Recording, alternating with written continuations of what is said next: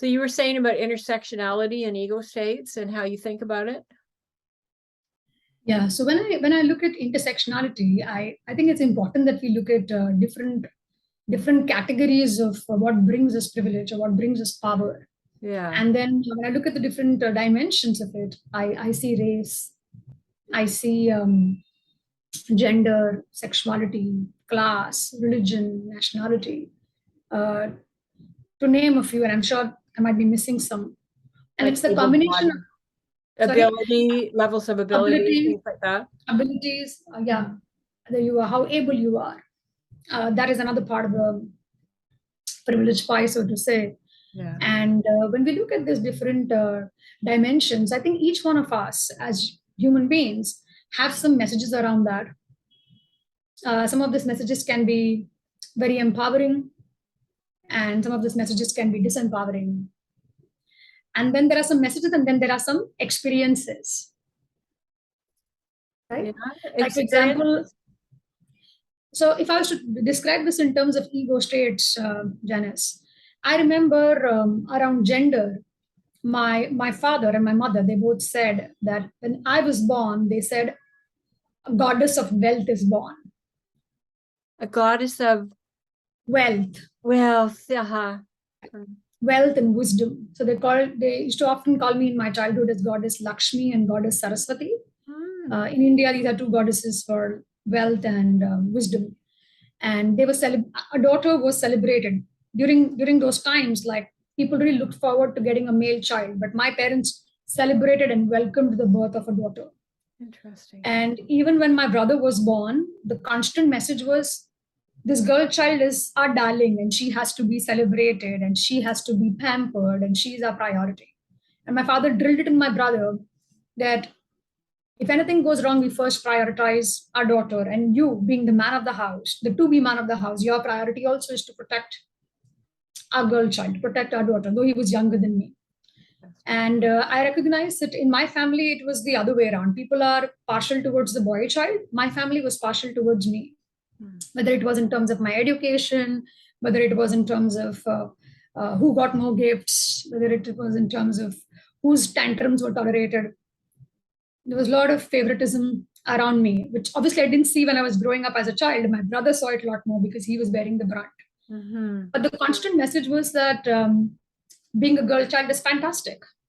There's no difference between boys and girls. Yeah. And that was constantly stated. And while that was the message, there were some experiences that I had that were very different. Like, for example, I saw how who had the power in my house. It was very clearly the men. How the women were treated. It was very different. So there was a different way in which they treated the daughter of the house, but the way in which they treated the daughter-in-laws of the house, the wives of the house, was very, very different. So here again, I recognize having this constant conflict, that I'm getting this message that both the genders are equally important. What they both say is equally important. So there's a lot of saying, and then there was, as a child, a different sense of how I was experiencing my mom being treated in the family. So what you saw and what you heard were kind of not the same. They were not the same. And that created a lot of inner tension and a lot of conflict and confusion. Not being able to make my mind that am I happy being my gender or am I not? So that's one example. And now let's say, again, I came from a low socioeconomic background. So I was very acutely aware of that because I saw my cousins who were from very affluent families. And the class was spoken about in our house a lot. Class? And yeah, it was spoken about. So the fact that we are from the lower class, that identity was really owned up. And I remember my father telling me that, when we are poor, Anisha, when we don't have resources, we have nothing to be afraid of. What is the world going to take away from us? But we only have one thing to protect, and we protect that with all our passion, and that is our integrity. What the rich don't have, we have integrity. So there's a lot of pride in being the lower class, and a lot of pride that there's a lot of integrity we have, and there's a lot of honesty we have. And at the same time, I recognize that even as I was growing up, I was very I would experience that difference very quickly. Like if I entered a room, I experienced the difference very quickly. Really? Because it was so much spoken about in my house. I see. It became a part of my identity. Now, the other thing in India, another thing that causes this different power is your skin color. While we all are brown, we are different shades of brown. So lighter brown in my country is considered pretty and attractive, and dark brown is considered not pretty, or rather was considered not pretty. So that also gave, and I belong to the light brown category. Mm. Also, caste was a big thing in my country, and I belong to the Brahmin caste, which is again the privileged caste. So when it came to my caste and my class, there was a lot of awareness. I'm lower class, we don't have money, but I'm Brahmin. I'm born a Brahmin girl. That was again drilled in my identity. So Brahmin girls are supposed to be good teachers. They're supposed to be super educated because that is your strength. That's what you're supposed to do. So as a Brahmin, you're in the privileged class, but it's socioeconomically, you were in the lower class. So those two intersect in a way to give you a certain kind of privilege and to marginalize you in some other ways. I get it. Absolutely. And being a Yeah. light-skinned girl, you have a different kind of privilege than a darker-skinned Indian girl. Yeah. But you see, being light skin has privilege was not in my awareness because I thought this is how everybody is treated. And in my house, we didn't really speak much about skin colors. It really didn't, it was not in my consciousness, right? So what would happen is that when I go out and as I grew up, I became passionate about anti-oppression work and I became very passionate about equality. But what was in my awareness? Awareness was caste because that was spoken in my house. Awareness was class because I had some experience around that. Awareness was gender again because I had some confusion and also anger around that. However, I had no awareness around skin color and how it impacts. And I remember being with a group of women and some of my cousins, when they would speak about skin color, I would almost be dismissive and say it's all in their head. Interesting.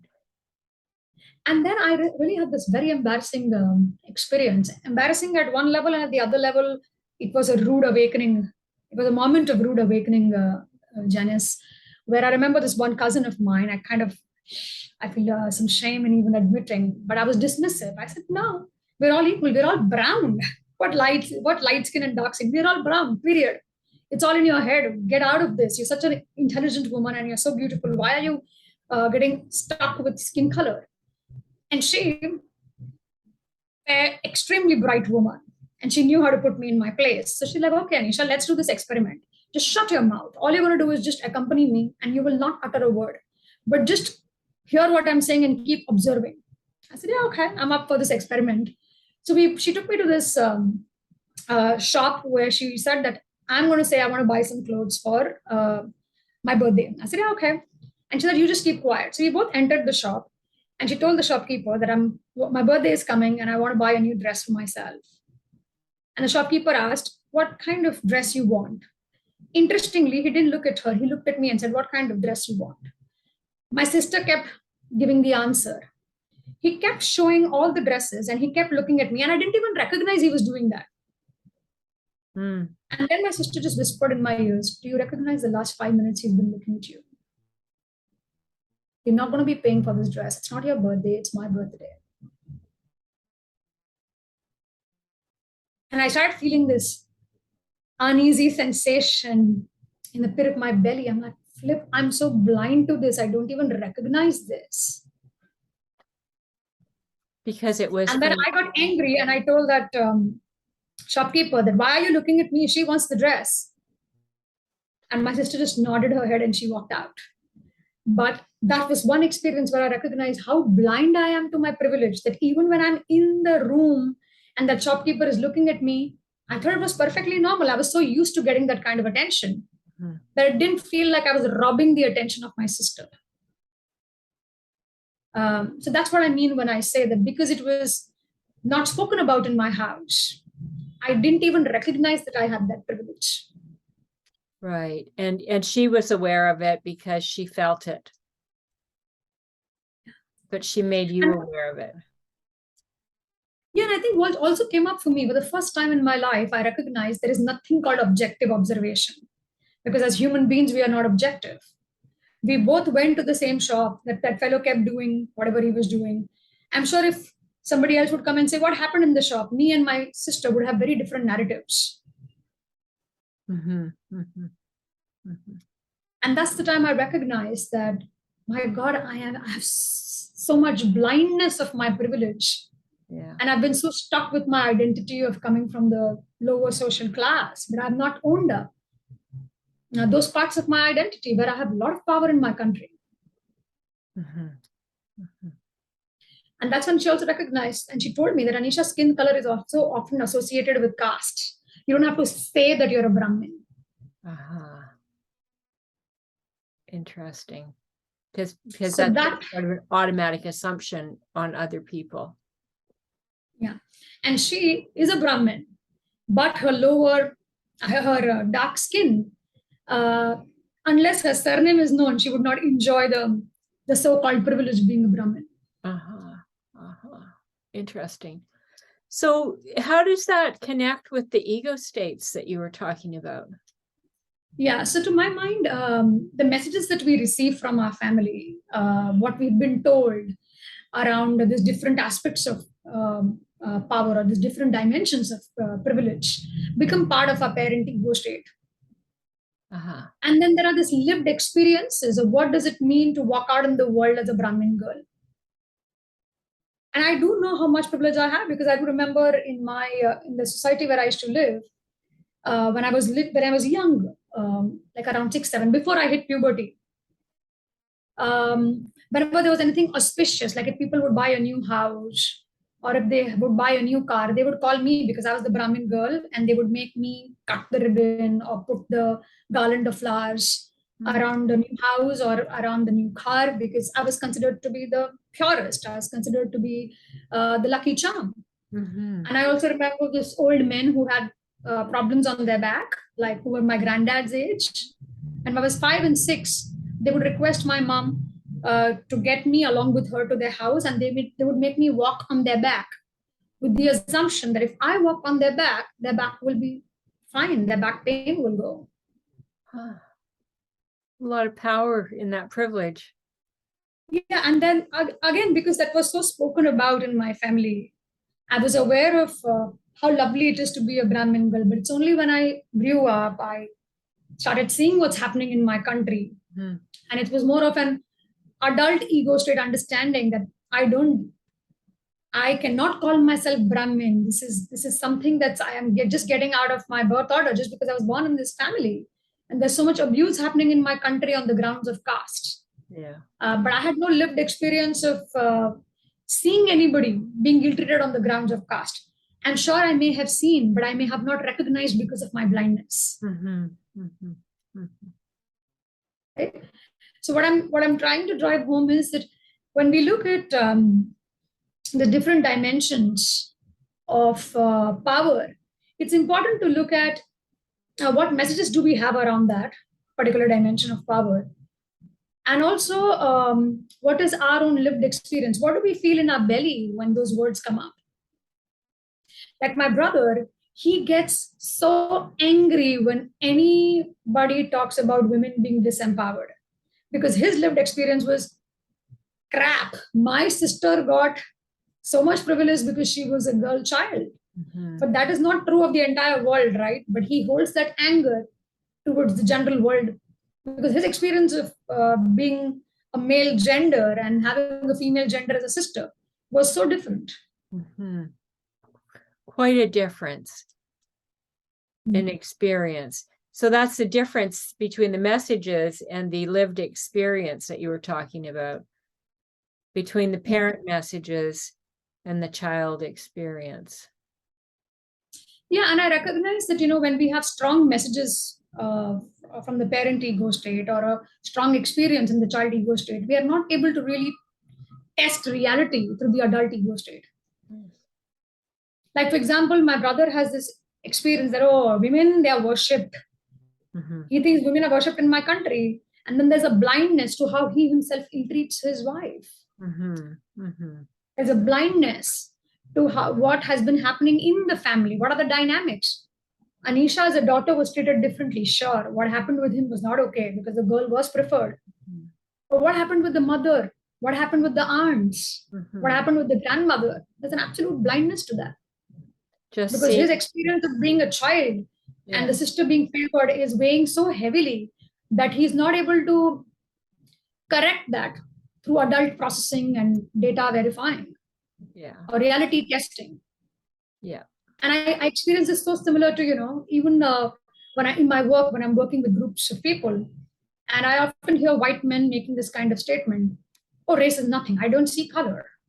They're all the same. And I remember I had this black woman in my group who just got so angry and upset. And she turned back and said, what do you mean by you don't see color? Because when you say you don't see color, you don't see me. And of course, the white man heard and was apologetic. But he did say that I am feeling very confused. I'm not able to say, what are you talking? In this room, I haven't done anything. Why are you getting angry with me? I have not been a racist. I've never ill-treated a person of color. So he was so caught up in his view and the strong parental messages of everybody has to be treated fairly. And again, no lived experience of seeing any black person being treated differently. That even in the moment in that group, he didn't recognize the amount of space he was taking. He would go on and interrupt when other women of color were talking, but absolute blindness. And that doesn't mean he's a bad person. But it just means that the experience, the parent ego state messages, the cultural parent messages, that how what you've got to say is far more important than what others are saying. And this no lived experience that there is unfairness in the world. He's just not able to take in reality and see that in this room, how much space am I occupying? I'm interrupting when other people are talking, especially women of color. I'm colluding with other white men. Absolute blindness to that. Lots of blind spots that come both of privilege and of being the person who's marginalized. That's really useful information for us to have. And I'm so grateful that you were able to share your thinking about it and what rich examples. Thank you so much, Anisha. I really enjoyed this conversation, Janice, and I look forward to have many such conversations. Well, and it reminds me of all of the blind spots. It's making me think about lots of blind spots with regard to class and gender. And I really appreciate. And I think one of the things that constantly, because I recognize that each day I'm having blind spots, Janice, and how do I remain open to that? So I keep asking myself this following questions: that what are some of the messages that I have around this dimension of power? Like, for example, again, education gives us some kind of power, right? When you are educated, people want to hear you. Am I accounting for that? I take great pride in being educated. And then do I recognize that just on the grounds of my education, sometimes I have a ready-made audience? Even when what I have to say is like very mediocre compared to somebody who's not educated, but has a solid, rich lived experience. But I'm completely blind to that. So to ask myself, what are the messages that I have around this particular dimension of power? What are my own lived experiences? And the third and the most important question, is there a possibility that I do not know the lived experiences of many others around us? What's happening right now that I'm probably not seeing, or I'm probably unable to see? How can I see what others are seeing? So I've found that when I keep asking myself these questions, it makes me unafraid of having these questions. It makes me unafraid of moving towards this kind of conversations and also embracing my shame and my guilt, especially around themes where I do have power and I do have privilege. Those are really important questions to leave us with. Thank you so much. Thanks, Janice.